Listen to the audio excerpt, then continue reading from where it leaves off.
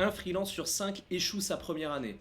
Pourtant, j'ai réussi à générer plus de 10 000 euros par mois, m'expatrier en Thaïlande et obtenir des clients prestigieux comme LVMH ou encore la première banque de Luxembourg, tout ça grâce à LinkedIn. Dans cette vidéo, je vais te montrer comment décrocher tes premiers clients en informatique en freelance, même en partant de zéro. On va voir comment créer un profil irrésistible, comment devenir source d'autorité, comment optimiser son SEO et son SSI afin que les prospects viennent directement à toi. Ok les gars, là c'est sérieux, j'ai pété la chemise. Malgré que je sois en caleçon juste en dessous, on va parler business, on va parler acquisition avec LinkedIn. Donc comme tu peux le voir, j'ai que 1304 abonnés et pourtant j'ai réussi à générer plus de 10 000 euros par mois en récurrent grâce à des clients qui viennent directement en inbound sur mon profil. Le premier point que je veux aborder avec toi, c'est un framework que j'ai inventé qui s'appelle les 3 C. Clarté, crédibilité, call to action. Ton profil n'est pas un CV, c'est ton outil de vente, c'est ta vitrine, comme un magasin, il a sa vitrine. C'est pareil, ton profil doit être irrésistible. Il doit démontrer de la confiance en moins de 3 secondes. Il faut que le prospect, quand il rejoigne ton LinkedIn, il se dise, tiens, ça c'est un expert, il sait de quoi il parle, il a l'air carré, il a l'air sérieux, on va faire appel à ses services. Ton profil doit être centré sur le client. Pas de moi-je, pas de mes diplômes, pas de j'ai fait X, Y, Z, etc. La priorité, c'est ta cible, c'est tes prospects. Donc arrête de parler de ta life, tout le monde s'en fout. Ton LinkedIn est une vitrine. Arrête d'être égocentrique et oriente ton profil vers tes prospects. Le premier C, c'est la clarté. Qui tu aides, comment tu peux les aider et quels résultats concrets tu peux leur apporter. Alors la première chose qu'on va voir sur ton profil, ça va être ta bannière et ton titre. Sur ton titre, ce qu'on veut, c'est de la clarté. Du coup, on va devoir utiliser des mots-clés liés à ce que tu proposes. Par exemple, moi, c'est expert et formateur, Microsoft 365, Azure et AI. On veut scinder notre titre en deux parties. Une partie factuelle qui va servir au référencement au SEO. Ici, on veut détailler son poste et les technos qu'on utilise. Et on a une deuxième partie avec un framework j'aide les X à Y grâce à Z. Moi, ça donne quoi? Ça donne j'aide les équipes et end-users à adopter, administrer et sécuriser leur cloud Microsoft 365. Je vois souvent l'erreur qui est d'utiliser seulement ce framework ou seulement ce framework. Selon moi, il va falloir utiliser les deux dans son titre pour être exhaustif, pour apparaître efficacement en référencement et pour que d'un coup d'œil on puisse savoir ce que tu proposes. Si tu as du mal à écrire ton titre LinkedIn, j'ai créé une liste de prompts que je te mettrai en description afin de t'aider à générer ton titre, générer ta description afin d'être plus efficace. Également pour ta bannière, on va vouloir une bannière assez claire, assez efficace, avec un CTA, les technos employés, ce que tu fais. On retrouve la même logique sur ma bannière avec mes deux postes, c'est-à-dire consultant et formateur. Les technos que je mets en place, Microsoft 365, Azure, l'IA, avec les logos des solutions que j'offre. Et également, on va mettre de la preuve de valeur avec notamment ce 5 étoiles, 500 professionnels formés, plus de 50 entreprises accompagnées. L'idée, c'est vraiment de mettre d'un coup d'œil dans sa bannière une preuve de réussite, une preuve de valeur. On peut arrondir un peu les angles. Moi, je me rapproche vraiment de ces chiffres-là. Mais si tu as des chiffres inférieurs, tu peux les arrondir à la dizaine supérieure. On va construire ensemble la crédibilité au fur et à mesure. Il va falloir également mettre un CTA sur sa bannière. Moi, j'ai été un peu un mauvais élève, je l'ai mis en haut à gauche, le diagnostic Cloud Readiness offert.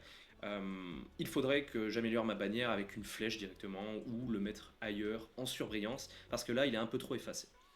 La photo de profil, on va vouloir quelque chose de clair. On veut une bannière avec un fond clair. Je ne sais pas comment l'expliquer, mais de la luminosité va apporter de la confiance, de la clarté, du sérieux, plutôt qu'une bannière avec un fond sombre ou un fond avec un décor qui rend un peu confus. Donc je te conseille vraiment de mettre une bannière avec des couleurs claires, froides, un peu de chaleur sur ton profil. On peut voir que mon visage et mes vêtements sont des couleurs chaudes, alors que l'arrière, c'est des couleurs froides plutôt. Ne te complique pas trop la vie avec les couleurs, retiens juste qu'il te faut une photo de profil claire où on voit clairement ton visage. Le deuxième C, c'est la crédibilité. Pourquoi on devrait faire appel à toi alors qu'il y a des milliers de personnes qui proposent la même chose? Il va falloir résoudre ça avec de la preuve de valeur, comme j'ai montré dans ma bannière, mais également avec son expérience. Donc là, je vais descendre sur mon profil au niveau de l'expérience. On va vouloir détailler des expériences qui sont concordantes avec ce qu'on propose. Donc pas ton stage de troisième, pas ton expérience d'un an chez McDo. On veut vraiment des choses qui viennent appuyer, renforcer ta proposition de valeur unique, c'est-à-dire moi, expert Microsoft 365 et Azure, Ici, on va voir mon expérience en tant qu'auto-entrepreneur freelance avec cette première expérience formateur Microsoft 365 Azure. J'ai également renseigné d'autres périodes où j'ai fait formateur dans un certain nombre d'écoles, un projet avorté d'indépendance avec une entreprise au Luxembourg. Il faut mettre aussi ses échecs, ça peut faire partie du jeu et de l'authenticité de ton profil. On va vouloir mettre les dernières formations utiles qui viennent encore renforcer ton profil, donc pas ton brevet des collèges. Ici, je peux mettre mon bac+5, voire ma licence pro, ça peut être utile. Pour la valeur, pour la crédibilité, ce qui va être important, ça va être dans ton domaine d'utiliser des certifications reconnues. Donc pas des certifications bizarres, pas très demandées dans des job posts. L'idée c'est de regarder les job posts actuels sur, je sais pas, par exemple, développeur full stack, développeur Symfony, développeur ce que tu veux, et de regarder les certifications en lien ou d'avoir un portfolio pour les développeurs web avec ces technos employés. Moi, vu que je ne suis pas développeur, ça va être directement tout ce qui est technologie Microsoft avec les certifications les plus utiles, la AZ104, la MS102, d'autres certifications qu'on peut mettre, le TOEIC, voilà, si des recruteurs, des centres de formation me demandaient si j'étais bon en anglais. Ici, j'ai eu un peu la rage parce que j'étais à 10 points d'avoir le niveau C1, donc je suis B2. Mais voilà, c'est très important de mettre ces certifications pour, encore une fois, appuyer sa crédibilité. Le troisième point, c'est le call to action. On va revenir sur le haut de mon profil avec notamment ici ce diagnostic cloud offert que j'ai mis ici. On peut le retrouver dans la bannière et on peut le retrouver directement ici en lien direct avec ce qu'on va appeler du coup une mini-offre. Ici, on va vouloir faire une mini-offre. Il peut s'agir d'un lead magnet, d'une checklist, d'un questionnaire. Moi, il s'agit plutôt d'un diagnostic offert. Donc c'est important d'utiliser le mot offert et pas 0 € et pas gratuit. Parce que offert, le mot, il contient toujours de la valeur. Gratuit, on a une tendance à associer quelque chose de gratuit avec quelque chose qui a moins de valeur. Donc utilisez le mot offert. Et si on se retrouve directement sur ma page Bookings de Microsoft, vous pouvez mettre un Calendly, vous pouvez mettre d'autres solutions où les gens peuvent réserver des slots directement avec moi pour parler de leurs objectifs, de leurs idées et comment ils peuvent repartir avec un plan clair et concret pour avoir un cloud efficace sur les technos Microsoft. Sur votre lien, vous pouvez mettre également une checklist top 10 des choses utiles à votre cible, top 5 des pain points et comment les résoudre, une étude de cas, un e-book, ce que vous voulez en lead magnet. Ça pourra faire l'occasion d'une autre vidéo. On va vouloir également mettre dans sa sélection un lien unique ou deux liens. Donc ça va se passer ici. On va avoir l'ordre, notre profil, nos statistiques à nous, l'information, la description, j'y reviendrai juste après, et surtout la sélection. Ici, vous allez vouloir mettre un item avec une image toujours en fond clair, très clair, votre diagnostic Cloud Readiness offert, je réserve mon diagnostic, vous mettez le lien du booking et vous pouvez mettre également une petite description, dernière place pour le mois de septembre, dernière place pour le mois d'octobre. Vous pouvez utiliser l'urgence ici dans ce call to action. Ce qui va être important également, c'est aussi de traquer son lien. Donc le lien là, de Diagnostic Cloud offert, on voit en réalité que c'est un lien de BSH. Vous allez pouvoir utiliser n'importe quel tracker de lien juste pour avoir des statistiques. Moi, je traque tous mes liens afin d'avoir le nombre de statistiques. Ça peut être utile pour savoir si certains posts ramènent des clics sur votre call to action. Et donc là, avec ces 3 C, vous êtes déjà pas mal sur un profil plutôt optimisé. La clarté, la crédibilité et le call to action. C'est vraiment ce qu'on veut sur un profil pour qu'un profil soit efficace. On veut également un joli visuel de bannière. Ne compliquez pas trop, restez simple. N'oubliez pas que le cerveau, sur une image, sur une présentation, peut capter qu'un maximum de 7 éléments. Essayez d'avoir un 7 éléments au maximum dans votre bannière visuelle. Et c'est littéralement ce framework 3C qui m'a permis de gagner ma liberté. Si tu es intéressé par le freelancing IT, par l'expatriation en Thaïlande ou comment arrêter d'être un French Dreamer, j'ai créé une formation où je t'explique tout ce que j'ai fait de A à Z pour monétiser ses compétences en informatique, s'expatrier et avoir la liberté géographique et financière grâce à ses compétences en informatique. Même si tu n'es pas expert, tu peux retrouver le lien de ma formation en description si ça t'intéresse. Le deuxième point, il va s'agir de devenir une source d'autorité sur LinkedIn. Sur LinkedIn, on veut suivre des personnes qui savent de quoi elles parlent. Vous devez être un leader d'opinion sur votre sujet, sur votre problématique. Par exemple, moi, toujours sur Microsoft 365 Azure, je fais partie d'une dizaine de personnes en France qui s'expriment sur ces sujets, qui parlent d'actualité, qui donnent son opinion, qui donnent de la valeur, afin que les personnes qui me suivent, que ma cible, puissent en retirer un maximum de valeur. Ma cible, il s'agit des responsables de formation, des responsables informatiques, des RSSI, des DSI, bref, des décisionnaires en informatique dans des grands groupes, et eux peuvent me suivre afin d'avoir de la valeur sur ces sujets. Bien entendu, il va falloir parler le même langage que sa cible, que ses prospects. Je vais vous montrer quelques posts que j'ai faits afin d'aborder leurs pain points. On peut retrouver par exemple ici une tier list des certifications Microsoft où j'utilise un hook avec le fait de parler d'argent, un clear outcome dévoilé à 75%.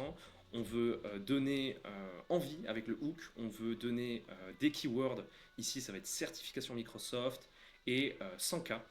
Ça va attirer ma cible qui va se dire tiens, il y a des certifications qui peuvent permettre d'atteindre ce niveau de revenu. Ça va intéresser les personnes qui veulent se former à ces technos. Moi, j'aide les personnes à se former à ces certifications. Et voilà, vous pouvez faire un carrousel sur ce type de poste. Qu'est-ce qu'on va retrouver d'intéressant? On veut être également à l'avant-garde de nos technologies. Ici, je parle régulièrement des nouveautés dans l'univers Microsoft 365, par exemple une nouvelle feature sur Teams, une nouvelle faille de sécurité qui pourrait intéresser les RSSI. Bref, je me montre comme un expert qui est au courant de sa niche, qui est au courant des dernières nouveautés. On va pouvoir également faire des posts un peu plus storytelling où on parle de soi afin que notre cible s'authentifie en montrant sa vulnérabilité, en montrant qui on est. Par exemple ici, j'ai laissé plus de 10 000 euros par mois sur la table et j'ai gagné ma liberté. Hier c'était la fête du travail, blablabla. Bla bla bla. Et avec un petit post storytelling où j'explique pourquoi j'ai refusé une mission, pourquoi ça concerne les gens, etc. Avec un petit CTA pour augmenter l'interaction sur ce post. Donc voilà, un petit post à Kuala Lumpur sympathique, 4700 impressions. On va pouvoir parler d'événements en lien avec ces technos, toujours sur les certifications. Le post qui a le plus marché pour moi, on est sur quasiment 27 000 impressions. C'est un post qui va utiliser les émotions négatives. Ici, j'ai utilisé l'actualité Ici, j'ai utilisé l'actualité avec cette problématique de souveraineté des données, où je parle du gouvernement Trump, des collectivités locales qui n'utilisent plus Microsoft 365. Bref, ça m'a donné un gros boost de visibilité. On peut faire également toujours des posts storytelling.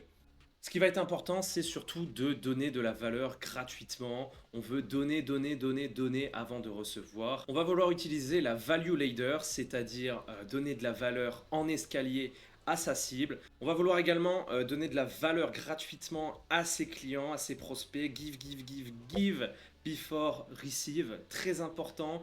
Par exemple ici, un récapitulatif mensuel des nouveautés sur Microsoft 365. On va vouloir donner des insights, de la valeur, des case studies, tout ce qu'on veut gratuitement et qui est pertinent et précis à notre cible directement en post sous différents formats. Ça peut être des vidéos, ça peut être des carousels, ça peut être des posts texte avec images, bref, vous pouvez faire ce que vous voulez. Après, on va vouloir augmenter la valeur de ce qu'on donne avec des free PDF, des free e-books. On va vouloir également après créer des webinaires, créer des coachs, créer du coaching, créer des événements, bref, pour faire monter notre prospect, notre cible en confiance, en valeur, pour qu'à la fin, il puisse acheter ce qu'on lui propose, nos formations, notre coaching, nos services.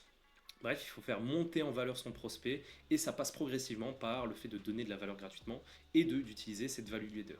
La crédibilité et l'autorité ne se construisent pas en un jour. Il va falloir faire des posts réguliers pour être top of the mind de vos prospects.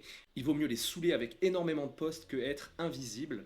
Moi, j'ai ralenti le rythme en ce moment parce que j'ai beaucoup de travail à un post par semaine. Mais il y a des semaines, notamment en janvier, où je carburais à 3-5 posts par semaine pour être vraiment très visible et vous récoltez les fruits de cette grosse visibilité même encore après. Et le dernier point que je veux aborder avec toi, c'est la visibilité, le SEO. Le SEO est très important sur LinkedIn. Le SEO, c'est vraiment ce qui a réalisé le 80-20 de ma progression et de mon chiffre d'affaires. Je vais te montrer à quel point le SEO sur LinkedIn est très important. Par exemple, sur Google, si on tape expert et formateur Microsoft 365, hop, on rajoute LinkedIn, on va trouver en premier votre cher ami ici présent. Ça va me donner une grosse visibilité sur LinkedIn. Voilà, je fais partie des quelques experts là-dessus, mais je suis référencé en tant que numéro 1 SEO sur Google. Ça va être très important de faire attention à son SEO. Donc si vous allez sur ce lien, LinkedIn Public Profile Setting, ici c'est simple, on va vouloir mettre tout en activé. On veut être visible. Visibilité publique du profil, ici, on va vouloir activer son nom, son nombre de relations, son nombre d'abonnés, sa zone géographique. On veut se mettre en public avec notre photo de profil, notre titre, etc. Voici ce qu'une personne qui ne me suit pas verrait. Donc voilà, on a directement mon profil, ma description avec le pain point, mon rôle et un petit CTA. On va voir également mes articles, mes publications et mon expérience.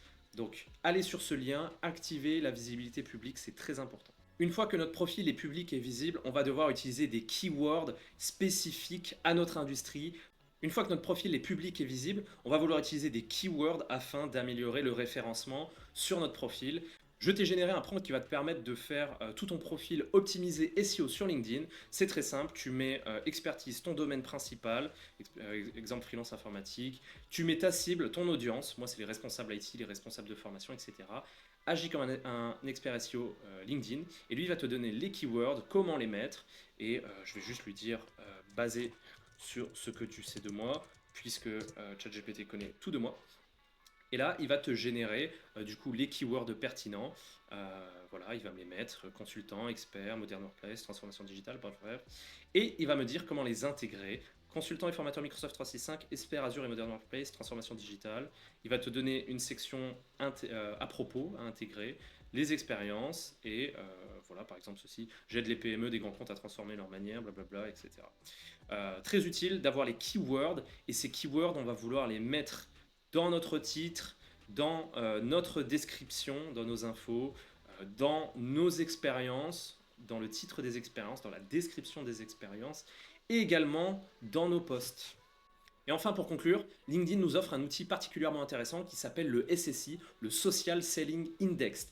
Donc cet index va te permettre d'identifier 4 facteurs de progression afin de voir si ton profil est bankable et vendable, s'il attire et s'il fonctionne bien afin de vendre des produits ou des services. Il s'articule autour de 4 facteurs: construire son personal branding, trouver les bonnes personnes, ça va passer par des actions comme suivre et interagir avec notre cible, échanger des informations, c'est-à-dire créer des posts utiles qui sont valorisés par la communauté et toujours aussi établir des relations, se connecter, discuter avec ses prospects. Donc on voit que moi mon profil a été un peu descendu, je suis qu'à 52 sur 100, à mon prime j'étais dans les 75-80. Pour vous, il faudrait viser un minimum de 70 sur 100. Si vous avez 70 au minimum sur 100, c'est obligatoire que dans les mois à venir, des personnes vont venir vous contacter pour utiliser vos services, pour faire appel à vous. Donc vous pouvez viser un score de 70 avec toutes les astuces que je viens de vous dire. Voilà, si cette vidéo t'a plu, n'hésite pas à mettre un petit commentaire. Elle n'est pas exhaustive, je détaillerai dans d'autres vidéos d'autres aspects de ma stratégie LinkedIn. Ou si tu veux directement des informations plus rapidement, tu peux aller sur mon programme Quitter le French Dream en description, où tu trouveras encore plus de détails sur toute ma stratégie LinkedIn, sur la création de posts efficaces, sur des modèles de prospection, etc. En attendant, on se retrouve pour une nouvelle vidéo sur The French Dream. Ciao.